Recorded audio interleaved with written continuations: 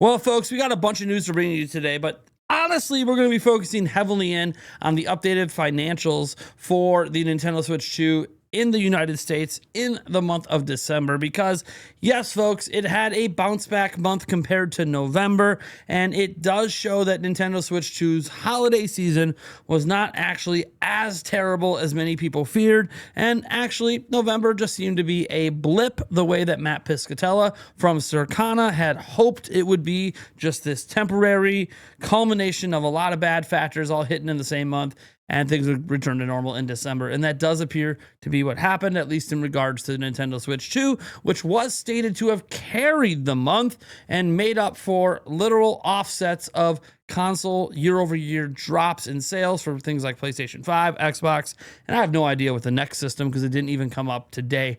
But we have a bunch of other stories to get to before we get to that. That's just the headliner. Before we dive in, though, I want to remind you, we are giving away 3 copies of Final Fantasy VII Remake Integrate. Came out today, actually. But hey, we're having that giveaway run, I think, until tomorrow. I'm actually going to be gone all weekend, so I don't know if there'll be any content coming out, but we will draw the winners and announce them in a community post once everything is confirmed. I'll also make sure some of our prior giveaway winners get reconfirmed as well, because I know they haven't been announced publicly yet. I want to make sure that's all clear before we start a new giveaway, but we'll probably have a new giveaway, hopefully starting at some point next week. And I don't know, maybe we'll do Mario Tennis, maybe we'll do something else entirely, beats the hell out of me, or maybe we just wait for the next Nintendo Direct. I don't know. I'll let you guys help me decide on that when the time is right. That being said, we are on our road to 200,000 subscribers. If you're enjoying this video, I would appreciate if you would subscribe to the channel and help us get there. 162 is our next goal. All right, let's go ahead and dive in. And first, we have another Lego set. Just tons of Lego sets being announced this year. First, we had the Pokemon ones. Then we had the Ocarina of Time one. Now we're coming back to Mario Kart. So Lego teases another adult Mario Kart set, this time starring Luigi. And you can see it here in this video, which again, because it's Lego, we got to be a little careful. They do tend to strike, but you can see a tease, obviously, for a new set coming for Luigi. It's obviously an adult-based set. It means it's going to be a more complicated build and be a lot of pieces, and obviously be quite expensive. But just wanted to throw that out there because, again, people love Lego, and actually, so do I. 1 second. I actually got this as a gift, and I want to build this on a live stream eventually. I got this as a gift for Christmas. So yeah, even I love Lego. I just can't always afford the sets I want. I did pre-order the Zelda Ocarina of Time set though, so probably build that. Maybe I build both of them on the same stream. I don't know. I can't imagine that this one's going to be too hard as long as I actually buckle down and get through it. You know, it is what, only 421 pieces. For me, that should be pretty easy to put together as a seasoned Lego builder, but we'll have to wait and see. All right, next up here, Bubsy 4D is launching in May, and the biggest thing here is a physical release is confirmed for Switch and Switch 2.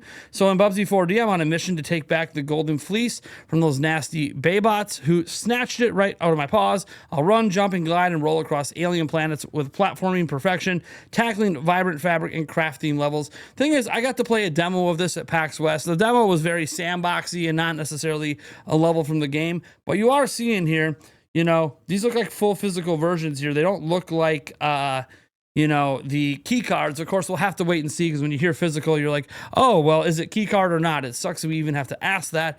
It is showing physical for Switch. Is it going to also be physical on Switch 2? They say so, but we don't know what that means, since key cards are also referred to as physical. All right. Next up, Nintendo dropped a new video today for the talking flower that releases later, coming from Mario Wonder. And look, it's pretty cool. The biggest thing about this flower is that it talks basically on its own twice every hour, unless you tell it to be quiet for a little while. It'll also do things like tell you the time. It can be quiet when you're sleeping, of course, and tell you the time later, or trick you and say it's like 10 a.m., but then correct itself and be like, actually, it's 9 a.m. It's 9 a.m. It just wanted to make you panic. You can push the button there to make it talk anytime you want. It's pretty neat. Obviously, it's a very novelty kind of item. And it does come out on March 26, 2026. So there's that. It could sell a lot coming off of the Mario movie. I got a feeling the talking flower is going to be in the Mario movie. Just a gut feeling here, but we'll have to wait and see. Either way, Mario Wonder Switch 2 edition comes out later this year, and that also might push some sales of the flower. I have no interest in it, but I know some of you guys do. And I know some of you guys, at least based on my live streams, I said you plan to pre-order and buy it yourself.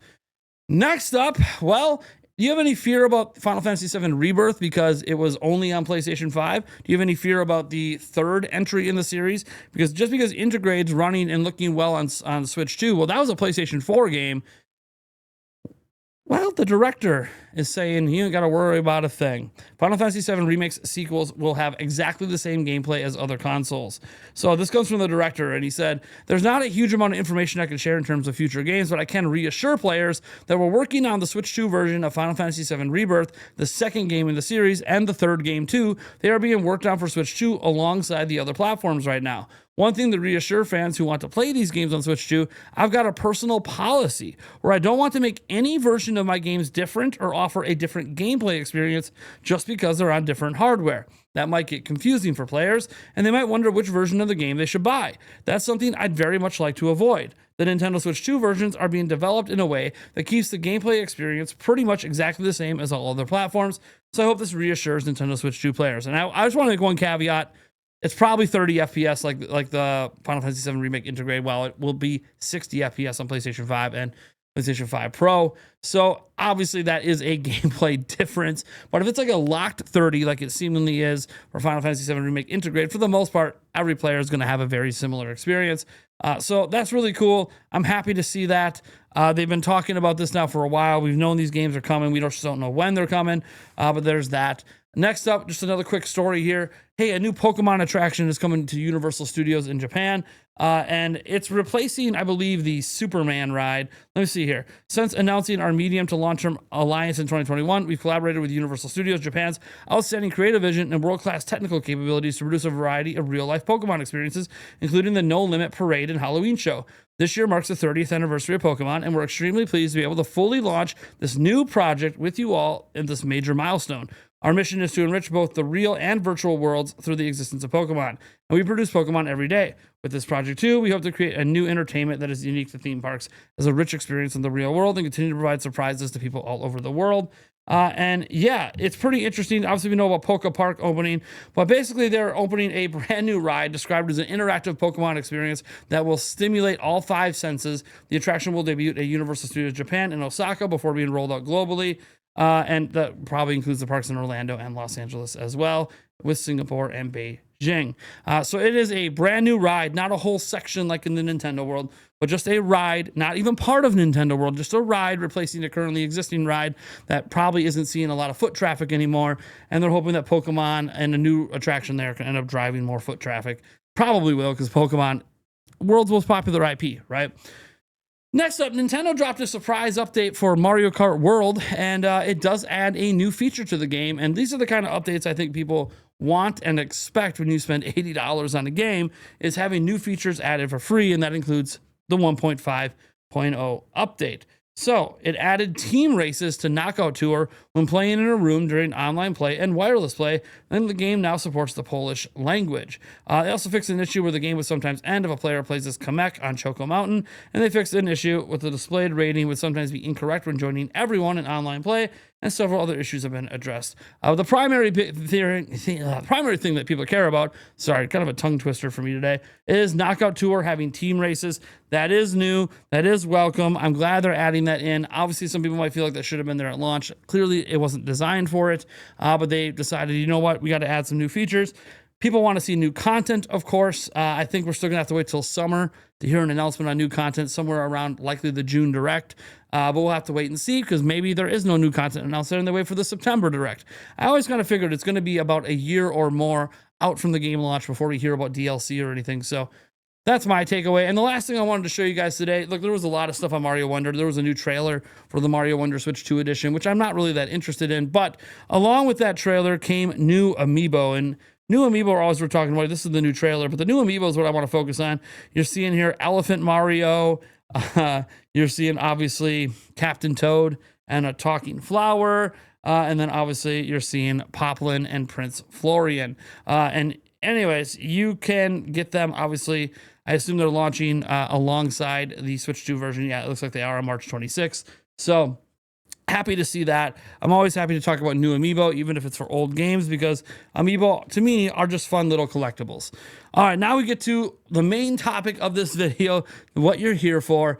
That is the sales data for December. And Switch 2 is actually not doing too terribly here. So as we tune in, December 2025, US video game market highlights thread from Circana. Increases in consumer spending on subscription services, hardware, and mobile content helped the U.S. video game market reach $60.7 billion in 2025, which is a 1.4% growth. So the industry is not shrinking. December 2025, U.S. video game total spending, total December projected spending across video game hardware, content, and accessories grew by 3% when compared to a year ago. Now, this is where things get interesting. You can see even Metroid Prime 4 here popping in the top 10 for December selling games. And this is including digital and physical, where we obviously know for Metroid Prime 4, it's physical only counted. So being a top 10 seller for the month, I think is actually fairly impressive, considering that, hey, it finished ahead of staples like Minecraft, fell just behind popular games like Legends EA, Madden, Battlefield, NBA, EA Sports, FC, and obviously Call of Duty. But as we scroll down here, this is where things get really fascinating. So December hardware spending increased by 6% when compared to a year ago, mostly due to price increases, of course. Unit sales in the month fell by 8%. That's what I'm saying. So 6% increase, but actually an 8% drop in actual total unit sales. This is across all systems, not just Nintendo. And the average sale price increased by 18%. And that's where you're seeing that offset where spending increased, but total sales were down. Annual spending finished 9% ahead of a year ago at $5.4 billion. All right, so for hardware, Switch 2 led the hardware market in both unit and dollar sales during December and the 2025 year, helping offset year-on-year declines across other platforms. PlayStation 5 placed second across both measures and time period. So PlayStation 5 saw a year-on-year decline, Xbox saw a year-on-year decline, Switch 1 obviously saw a year-on-year decline, and then Switch 2 helped offset a lot of that. Switch 2 finished its 7th month in the market with a life-to-date U.S. install base of 4.4 million units. Just in the U.S., nearly double the install base of the original Switch on a time-aligned basis. So comparing the first 7 months of Switch to the first 7 months of Switch 2, Switch 2 did twice as well as Switch 1, which with the supply things and Switch 2 being heavily in supply, kind of makes sense that it would be basically double the Switch sales in the same time period. Now, Nintendo Switch 2 remained the fastest selling video game hardware. He does correct this later. Fastest selling home console hardware. Game Boy Advance is actually the fastest selling hardware over 7 months. But for home consoles, Switch 2 is the fastest selling still in the United States. And it is 35% ahead of the PlayStation 4 when you align the 7 months in the market. That's pretty impressive because PlayStation 4 was the previous record holder for fastest selling. So being 35% ahead of that is pretty impressive.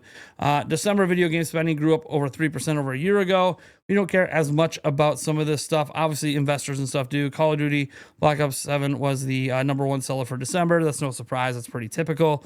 Roblox was 2025's leading publisher in terms of digital retail spending, just like gift cards, stuff like that. People buying Robux and all of that. No surprise, that and Fortnite usually top the charts. Now, newer games are taking away spots from legacy titles.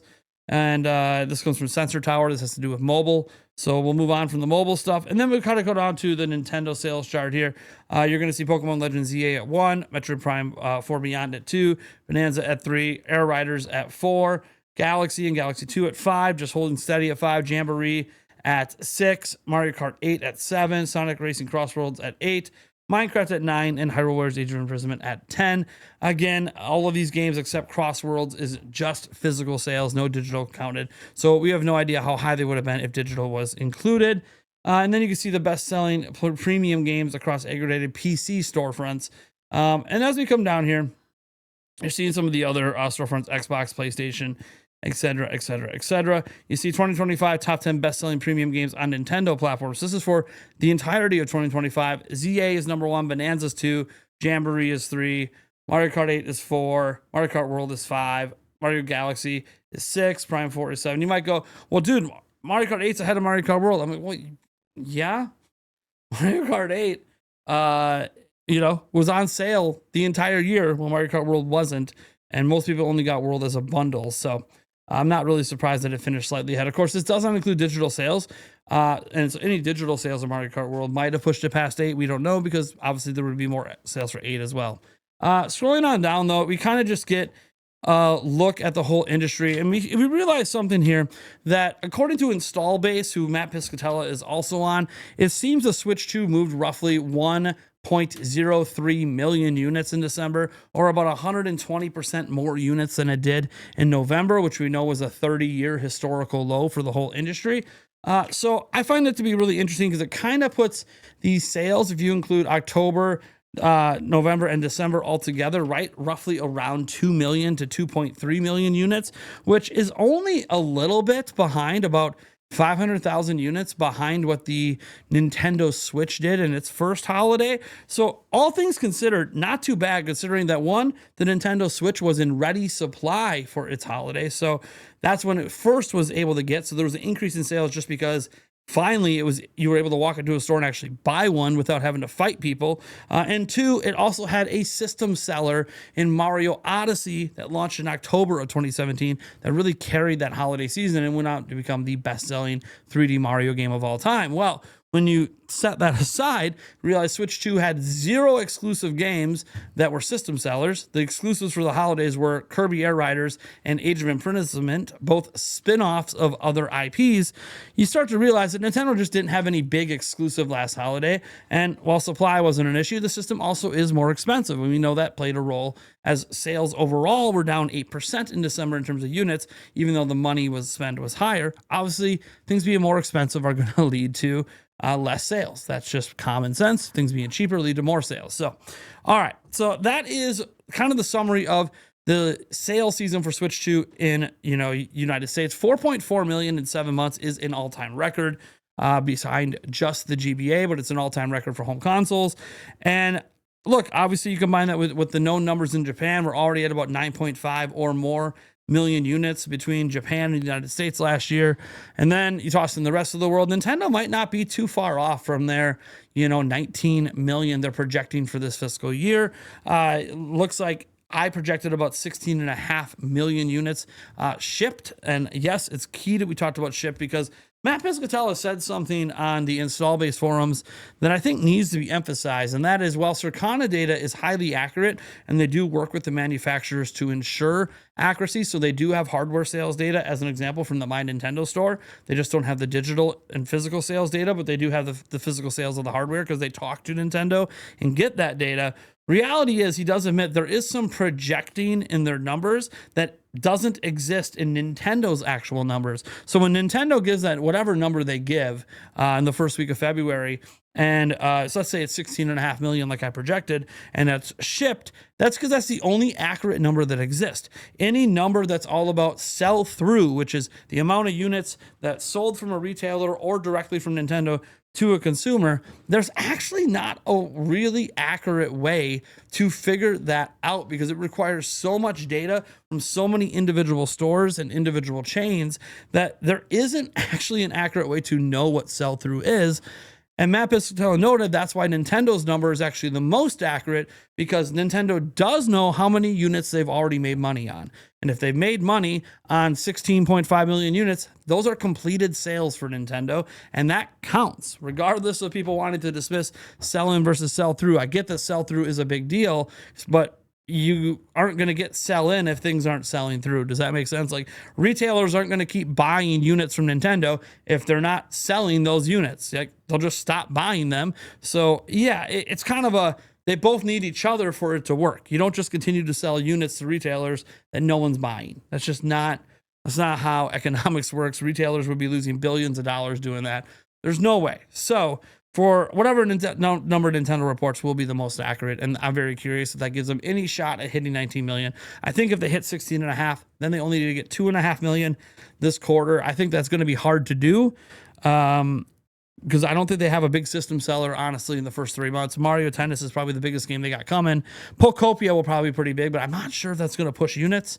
Could be wrong. Maybe Pokopia ends up pushing a ton of units in March. I could be way off on estimating the popularity of that game because it's just not a game that appeals to me. But I know the cozy game segment has a lot of people that love it.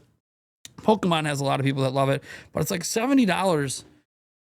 It's a lot for the cozy game market when they're used to spending like 20 to 40. And Animal Crossing is typically the high end at 60 or probably 70 in the future. Anyways, folks, I'm very curious. Maybe I'm wrong. And maybe Nintendo's going to hit that 2.5 million and get to the 19 million. We'll know because Nintendo will update their projections if they feel they need to. Either way, the holiday season was not nearly the disaster in the United States that some people were making it out to be. Clearly, it did just fine. Yeah, not as good as Switch 1. That is an accurate statement. Switch 1's the second best selling console of all time. I think we got to get used to the idea that Switch 2 will probably not end up selling nearly as much as the Switch 1 did, because again, only 3 consoles have ever crossed 150 million, and it was DS, Nintendo Switch, and PlayStation 2, who's the best seller of all time.